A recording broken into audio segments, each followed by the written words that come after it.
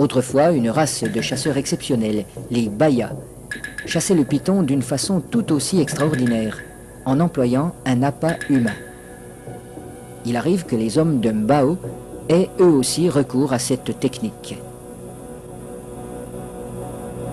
Naina, le chef pisteur, va introduire une jambe dans le terrier et la fera avaler volontairement par le python.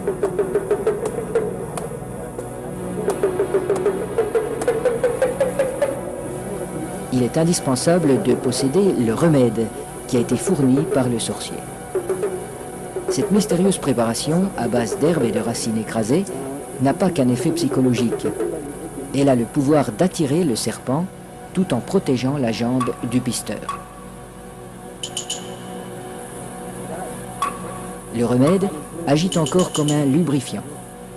En imprégnant un tissu qui entoure la jambe, il facilite sa pénétration dans la gueule du reptile.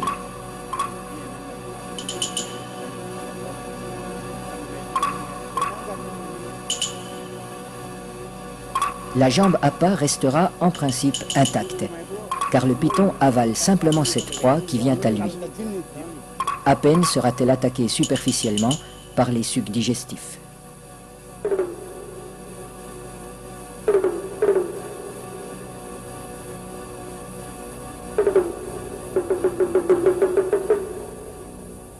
Cette chasse n'est pas sans risque. Un python particulièrement puissant pourrait entraîner l'homme dans son repère.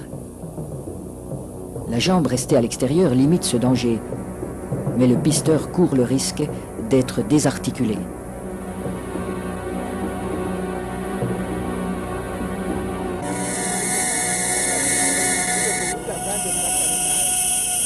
Pour rendre l'attente moins pénible, mais aussi faciliter le glissement des corps de l'homme et de l'animal, on place des feuilles fraîches sous le pisteur.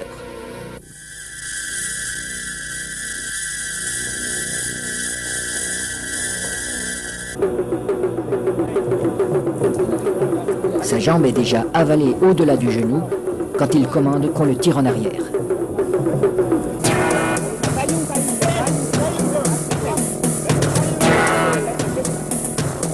Refusant de laisser échapper sa proie, le python apparaît.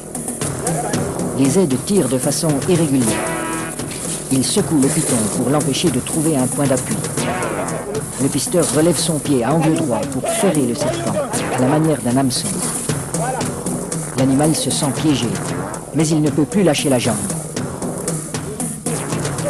Le python est maintenu allongé. Il faut éviter qu'il ne s'enroule. Cette position lui enlève une grande part de sa force. Pour dégager sa jambe, Naina déchire la gueule du python au couteau.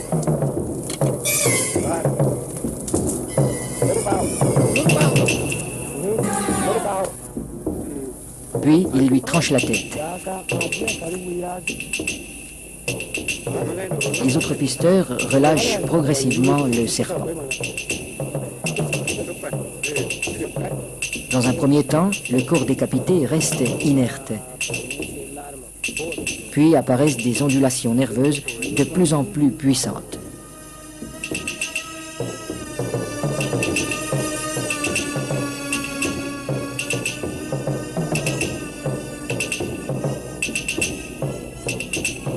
Il bougera ainsi pendant près d'une heure, prenant presque des positions d'attaque comme s'il cherchait toujours, au-delà de la mort, à menacer ses assaillants.